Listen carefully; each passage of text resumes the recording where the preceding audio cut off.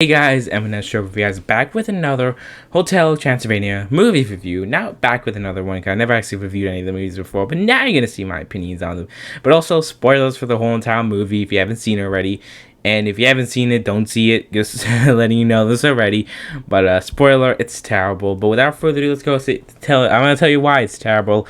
And also everything else, really a full mini review of Hotel Transylvania 4.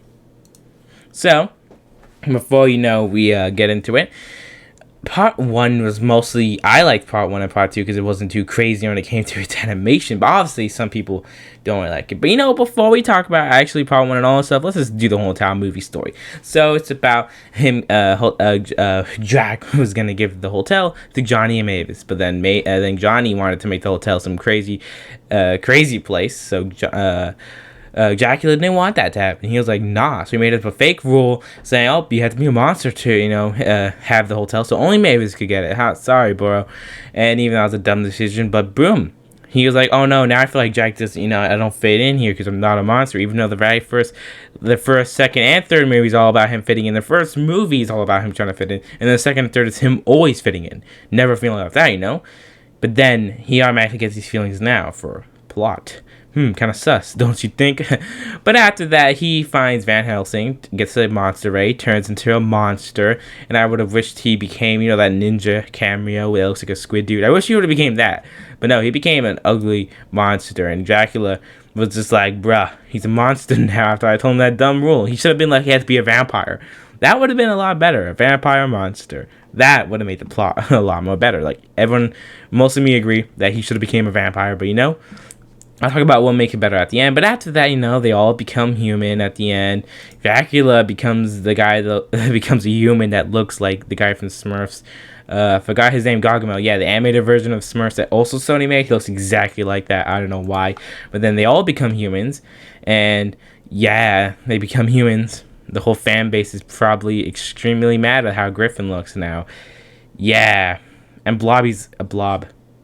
That's all. But then after that, oh my gosh, Johnny became a humongous monster because it turns things evil. And then after that, he becomes a monster. The power of marshmallows. You only understand that if you probably watched it. But anyways, after the power of love, him talking all that stuff, boom, he came back to normal. Wow, predictable. I could have predicted the whole entire movie just by hearing the first 10 minutes.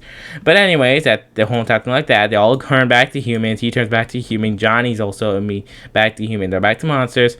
Then Johnny, the whole house gets destroyed by a humongous fluffy monster, the little hamster. Then boom, they rebuild it. It looks the same from the outside, but inside is Johnny's image of what the hotel to be. Not like this, because they didn't bother even making it. They made a 2D animation. I would have wished the whole ending wasn't 2D animation like all the originals, but still, it kind of sucked. But obviously, it would have been better if, Johnny was an actual vampire instead.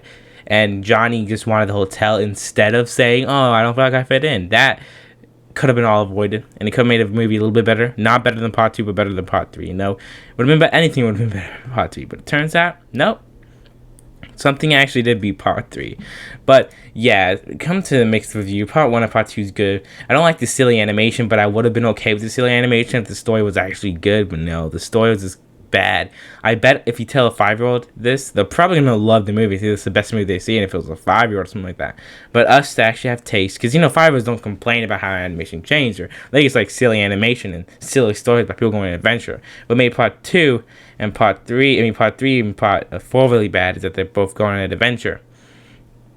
Kind of. Part 2 is not really like that. That's why it's also still good, but not great.